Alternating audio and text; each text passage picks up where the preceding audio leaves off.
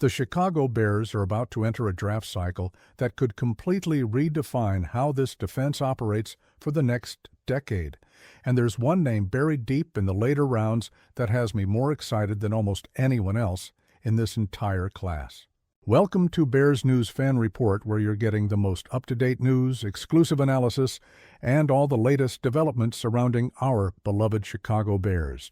I've got something special for you today. Something that most people aren't even paying attention to yet.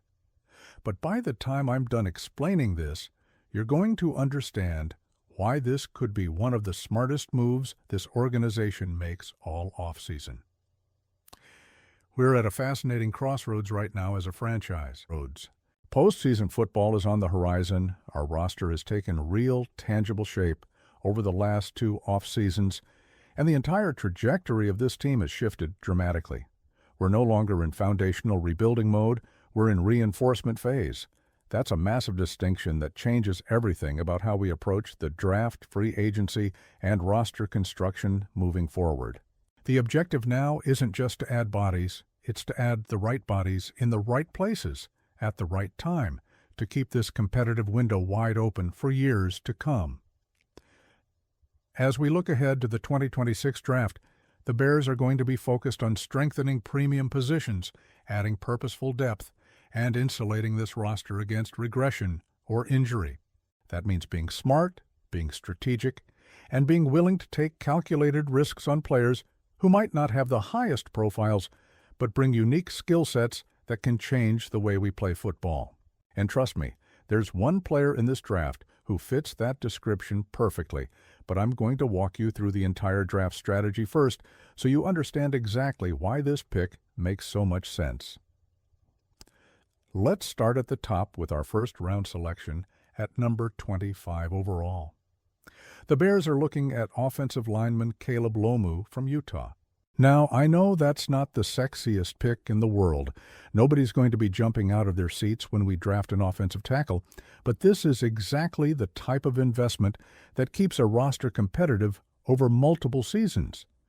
We have elite pieces in place along the offensive line already, but left tackle remains an area where we haven't found that long-term stability we desperately need. Theo Benedette has struggled, and while Ozzy Trapolo has developed mental upside from our 2025 Day 2 pick, this is a position worth revisiting early in this draft. Lomu is one of the premier tackle prospects in this class, bringing size, athleticism, and a physical demeanor that fits perfectly with what we've been building up front.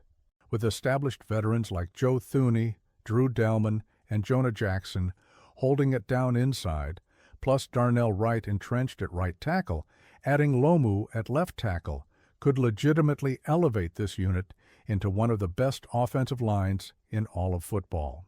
That's the foundation you need when you're trying to protect your franchise quarterback and establish a dominant running game in the NFC North.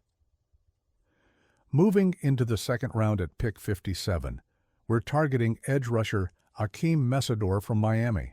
Mesidor has spent much of the fall playing in the shadow of his teammate Ruben Bain, but his own production and tape absolutely warrant serious attention.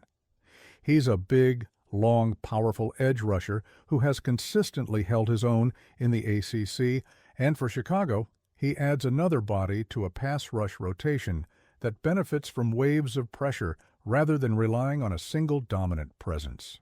We need depth on the edge. We need multiple guys who can get after the quarterback, and Mesidor gives us exactly that kind of rotational flexibility. Third round, pick 89, we're going back to Miami for cornerback Keionte Scott. Scott is one of the more intriguing risers in this entire draft class, a defender who finds the football and makes his presence felt regardless of where you line him up.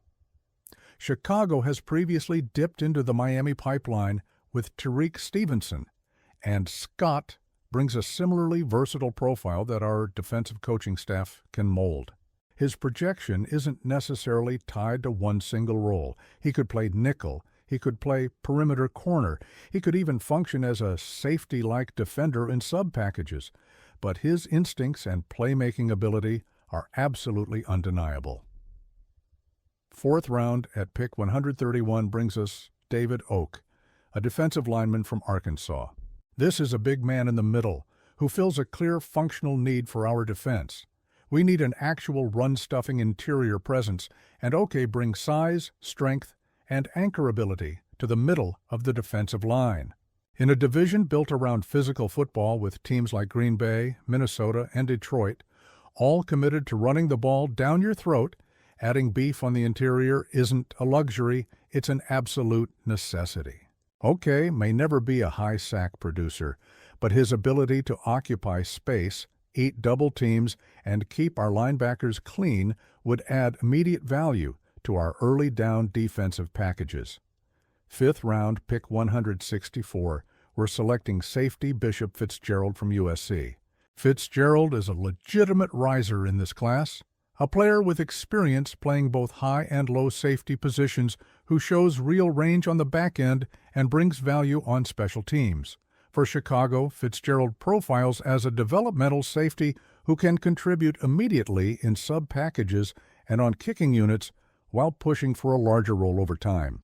Given his playmaking traits and upside, there's a real chance he doesn't even last into the middle of day 3, which would make this an incredibly strong value selection if we can land him here.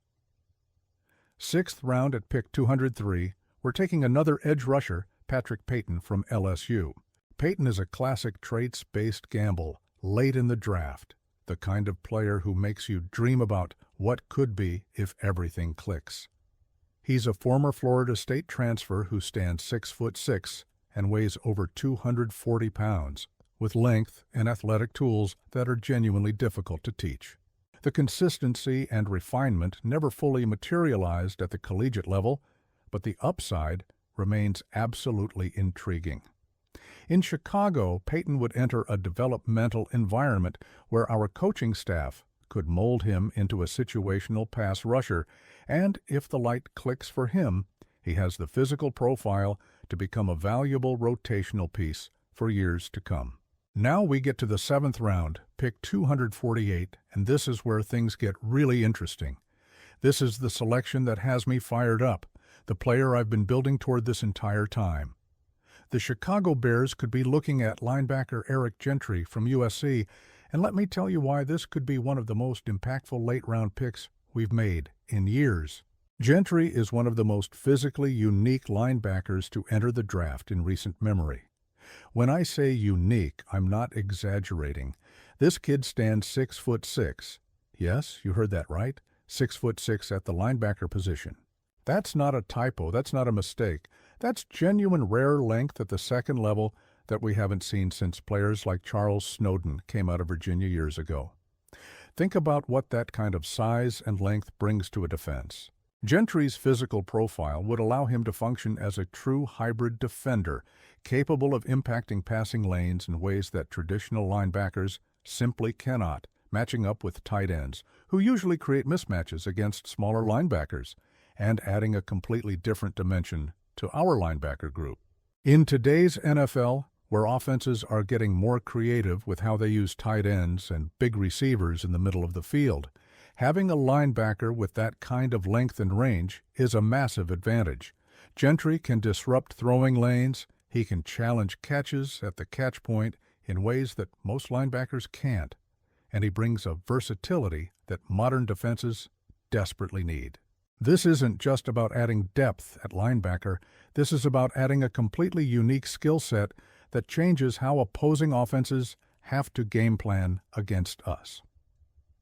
The beauty of taking Gentry in the seventh round is that the risk is minimal, but the upside is enormous. If he develops the way we hope he can, if our coaching staff can refine his technique and help him maximize that incredible physical profile, we could be looking at a player who becomes a core piece of our defense for years to come. And even if he doesn't reach that ceiling, you're getting a developmental project with special teams value and situational versatility that makes him worth the investment at this stage of the draft.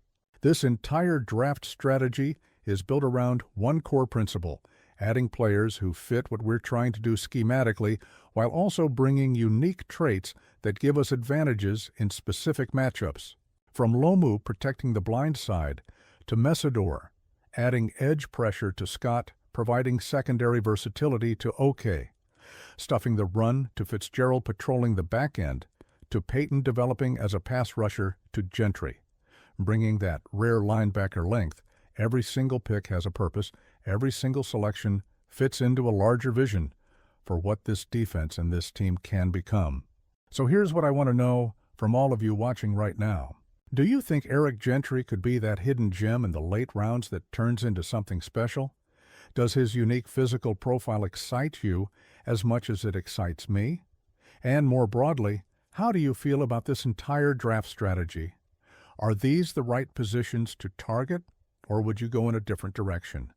I want to hear your thoughts in the comments below, because this is the kind of conversation that makes being a Bears fan so much fun. If you want to stay locked in on all the latest Bears news, draft analysis, and insider updates like this, make sure you subscribe to Bears News Fan Report and hit that notification bell so you never miss a video. We're here every single day bringing you the content you need to stay informed and connected to your Chicago Bears. Drop a like on this video if you found it valuable, share it with your fellow Bears fans, and let's keep this conversation going down in the comments. Until next time, bear down and let's get ready for an exciting future.